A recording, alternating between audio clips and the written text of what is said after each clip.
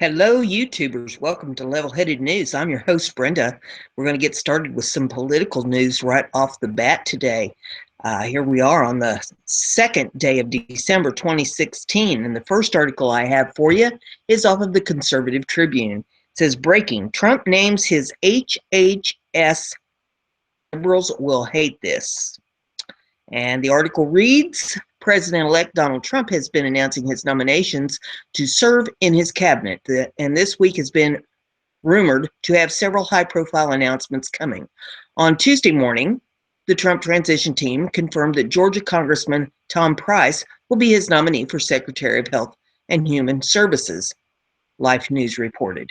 In addition to being pro-life, Price has been an outspoken critic of Obamacare, an indication that Trump planned to keep his promise to repeal Obamacare. He is exceptionally qualified to shepherd our commitment to repeal and replace Obamacare and bring affordable and accessible health care to every American, Trump said in a statement announcing his pick. Price has also strongly objected to using government funds to fund Planned Parenthood, something that will make pro-life conservatives cheer and liberals groan. To be done to ensure we have a healthcare system that works for patients, families, and doctors, that leads the world in the cure and prevention of illness, and that is based on sensible rules to protect the well-being of the country while embracing its innovative spirit, in a statement accepting the nomination. Politico noted that Price had strong credentials for the HHS slot. In addition to serving in Congress for several years, Price was an orthopedic surgeon, so he knows how the healthcare industry works. Price has Price has spoken out against Obamacare repeatedly. He called it a broken, unaffordable law and stressed that it must be replaced, USA Today reported. Having a pro-life, anti-Obamacare HHS secretary means that for the first time in almost a decade, American healthcare might actually improve. By nominating Price, Trump has shown Americans that he is a man of his word. Trump promised to respect all life, even the life of the life of the unborn, as well as fix the broken healthcare system. It looks like Trump intends to keep both those promises. The next article that I have for you is off of Regated.com, and this one says, teachers and students are still losing it over election results. The Southern Ohio Poverty Law Center, the SPLC, recently published a report highlighting the effects and that the general election had on America's schools going youth. Simply put, the American public education system fails once again. SPLC, the controversial civil rights advocacy nonprofit, published the responses of over 10,000 teachers, administrators, and counselors who participated in an online survey. Through the SPLC's Teaching Tolerance Project, key data concluded that the result of the election has apparently added a proudly negative impact on schools, districts, and their students.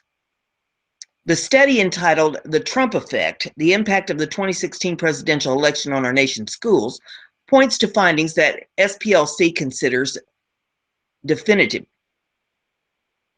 90% of respondent educators stated that there were negative impacts on school climate, with most believing that they will have lasting effects. Another 80% of respondents reported a sense of heightened anxiety in regards to the mental well-being of students.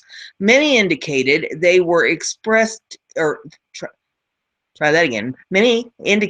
expressed concerns for students and their families. Here are some of the other key findings from the SPLC study. 9 out of 10 educators who have responded to the survey state that their students are experiencing negative moods and behavioral changes following the election. 8 out of 10 reported heightened anxiety among those who they consider marginalized students. This category includes students who are immigrants, Muslims, African Americans, and LGBT students. Half of the respondents indicated that their students were targeting other students based on political belief. Half of the respondents also indicated that they don't feel it's appropriate to discuss the election results in the classroom. However, some principals have restricted their teachers from discussing the election period. Overall, the study attributed the several issues associated with behavior among students with the rise of President-elect Donald J. Trump. In order to prevent crisis in the classroom, SPLC recommends that educators must set up the tone and warn the students beforehand. Basically, the study recommends safe space for school children in any conversation related or relating to the election. Take the study with a very small grain of salt or not at all. SPLC's motivation, though with positive intention, is misplaced. The paradigms analyzed within the study go back to the continually damaging debate surrounding limiting freedom of expression and conscience in education. Even if you do not agree with the results of the election, the SPLC data is taken as credible on most instances. The idea of civil discourse and exposure to ideas is lost. Students, not matter what level of education, have the right to be challenged mentally in order for them to develop their own worldviews, not what society says.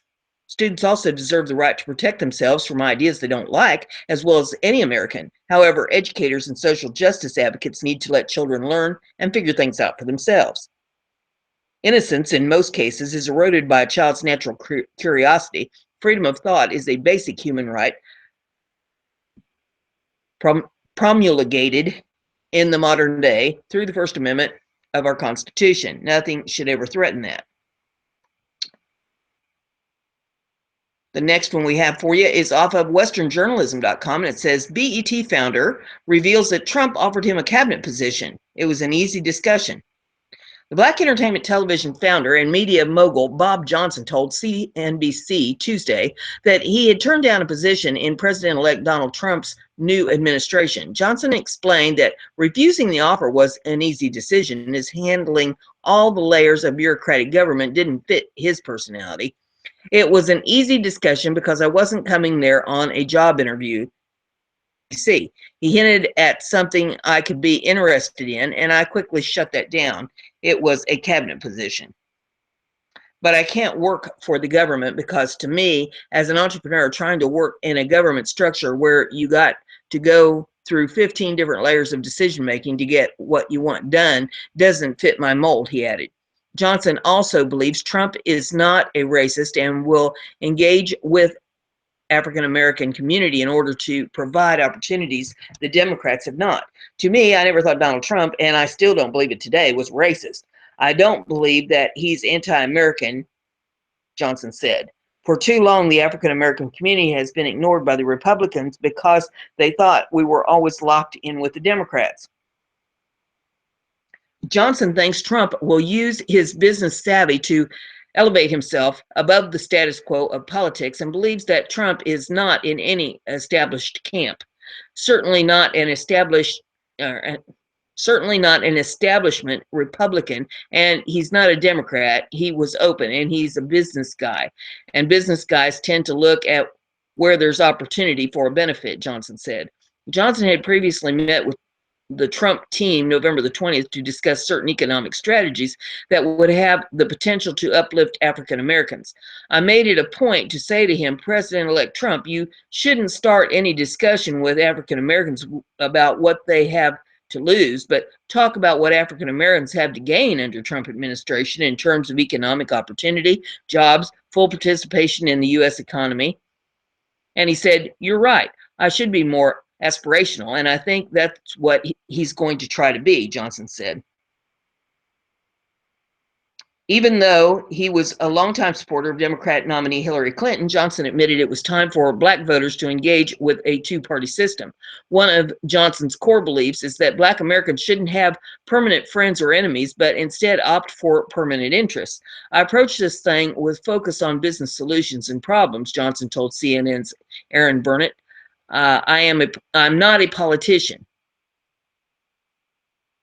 So that's what happened with that. The next one that we have here is off of the allnewspipeline.com, and it reads, "The Queen of Blood is back, throwing her Hail Mary pass. Why won't Hillary Clinton just go away?"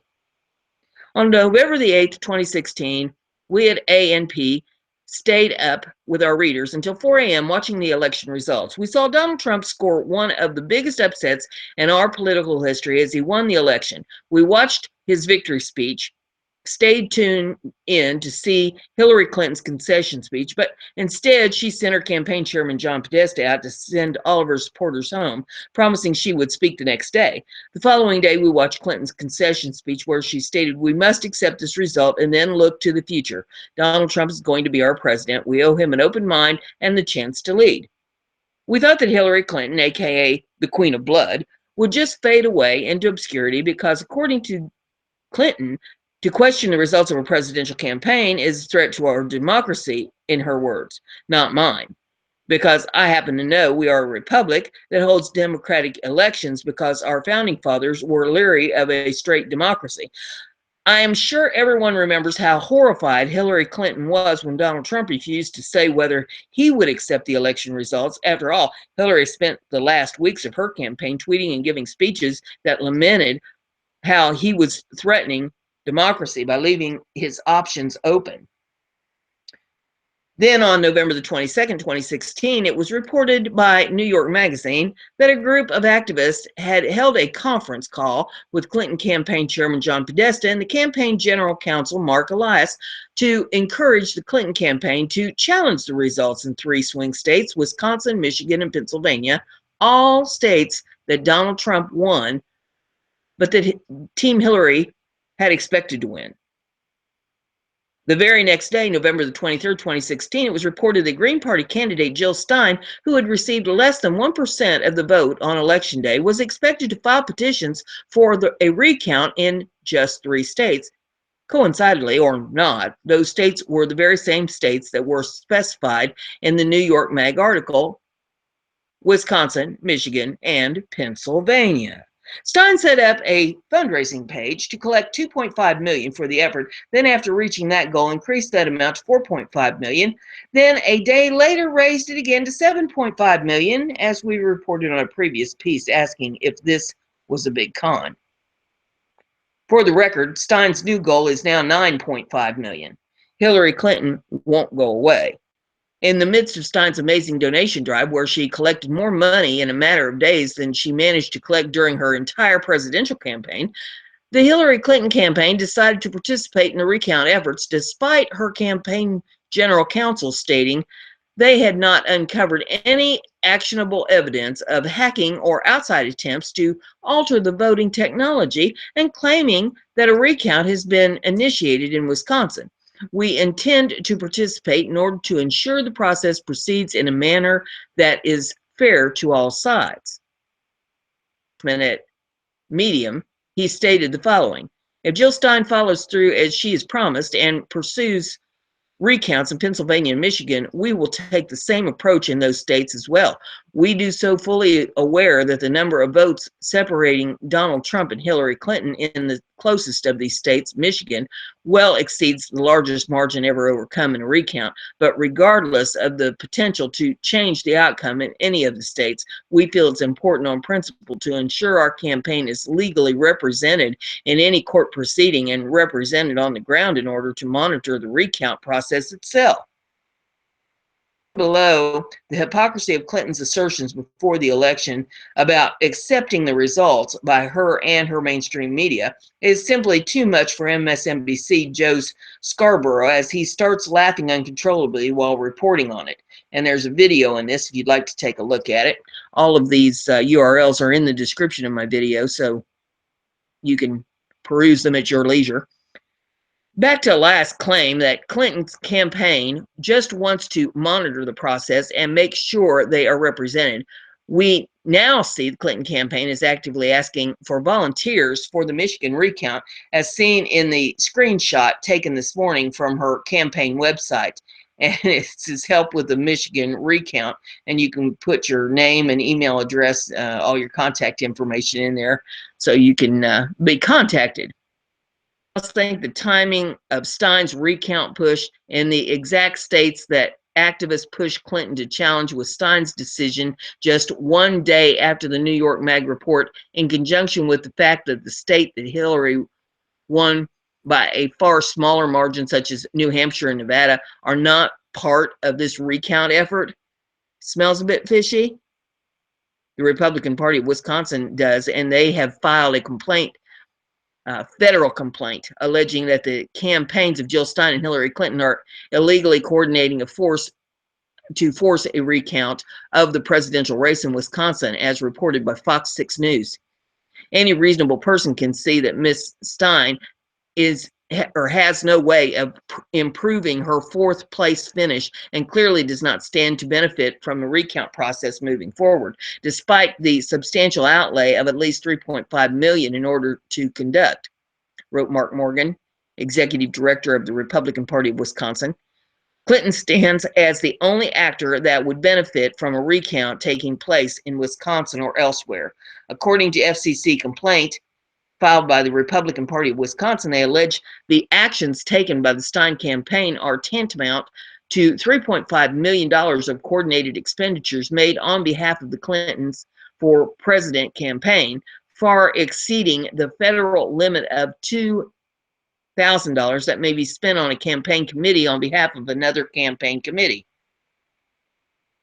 And then it says recount news. The recount in Wisconsin carried a hefty price tag, with Stein paying $3.5 million out of the nearly $3.9 million it is estimated to eventually total. But Stein will not receive the hand recount she has sued to get, with Dane County judge denying the request Tuesday.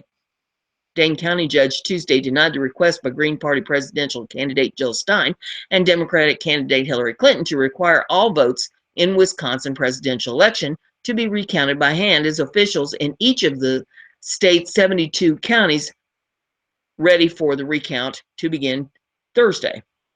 The recount in Michigan could cost the taxpayers of that state more than $4 million, as Stein only had to pay $973,250 out of an estimated cost of $5 million. Michigan Secretary of State Ruth Johnson said that the cost of a recount of the 4.8 million ballots could total $5 million. Stein's attorney submitted a $973,250 check at the State Bureau of Elections Wednesday, the legal required fee for recount, leaving the remaining cost on state and county governments. We have to wonder how Michigan residents feel about that. In Pennsylvania, the recount attempt has hit a major roadblock, as the Times-Herald reports that Montgomery County judge has dismissed the petitions of voters in 78 precincts to recount votes or forensically analyze voting machines. During the hearing, the judge questioned whether the recount requested would require a statewide audit of votes, as Pennsylvania law requires that a recount effort include every district in which the office in question was on the ballot. Trump campaign attorney Lawrence Tabas argued that the law was in place to shut down the kind of cherry picking that the Stein campaign was seeking. They were trying to cherry pick just those precincts to recount that they thought would help them, and ignored others that may have gone against them, Tobias said. The Stein campaign will continue to seek a recount in Pennsylvania through attempts in other counties and statewide recount petition that will be heard by the Commonwealth Court in Harrisburg on Monday. Tabas said the efforts were so far-fetched that it would insult the term Hail Mary pass to say that's what it is.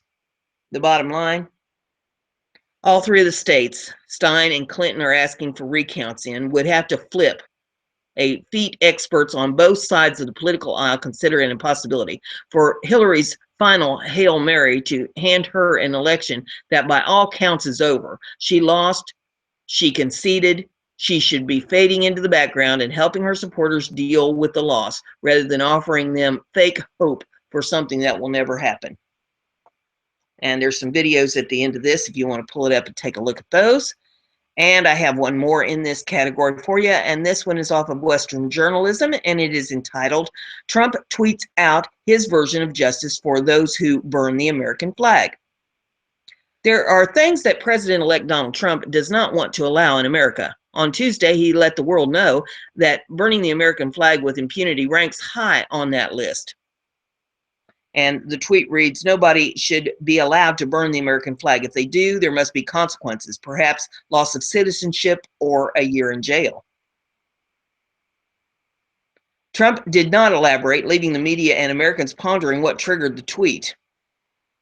As reported by Western Journalism, about 1,000 veterans rallied in Hampshire College, or rallied at Hampshire College in Massachusetts on Sunday, which had its American flag burned just before Veterans Day, leaving some media sources to speculate that incident was connected with Trump's tweet. Trump's tweet sparked controversy. This one says the story isn't flag burning, it's Trump wanting to stop citizenship and voting rights from dissidents. Another one says, unaware of the First Amendment, Trump poses loss of citizenship, jail for flag burning. I pledge allegiance to the flag every morning inside an intermittent camp, an internment camp. I would never burn one, but I'd die to protect the right to do so. Another one says, as always with Donald Trump's tweets, smart arse media and DC elite are outraged, but middle America will 100% agree. And the article goes on and says the Supreme Court has ruled that burning the flag is a form of protected free speech. The 1989 and 1990 case that serve as precedent were each decided with a 5-4 vote. Trump does have at least one upcoming appointment to the Supreme Court. However, even the noted conservative whom Trump would replace, the late Justice Antonin Scalia, acknowledged that free speech requires allowing the flag to be burned. If I were king, I would not allow people to go around burning the American flag. However, we have a First Amendment which says that the right to free speech shall not be abridged, and it is addressed in particular to speech critical of the government, Scalia said. Ignoring the Supreme Court's clear teaching that flag burning is constitutionally protected speech, Mr. Trump's tweet also casually suggests that citizens should lose their citizenship as a penalty for such acts. Valdick, a CNN legal analyst and professor at the University of Texas Law School. Even if flag burning wasn't protected, it would still be unconstitutional to deprive someone of their citizenship without some voluntary act on their part to renounce their allegiance to the United States or pledge to a foreign sovereign, he said. Trump's spokesman, Jason Miller, however, defended Trump. Chris, flag burning is completely ridiculous, and I think you know that, and I think the vast majority of Americans would agree, Miller said to CNN author Chris Como, later adding, I don't think there's a big universe of people out there who support flag burning. It's terrible and it's despicable. Miller said that just because the court's decision allows it, that doesn't make flag burning, which President George H.W. Bush sought to ban in 1989, right. Flag burning should be illegal, Miller added. The president-elect is a very strong supporter of the First Amendment, but there's a big difference between that and burning the American flag. So there you have that, and that's all I have for you in this edition. If you like what we're doing here, give it a thumbs up, share it around, leave me some comments, let me know what you think, and we'll see you in the next episode.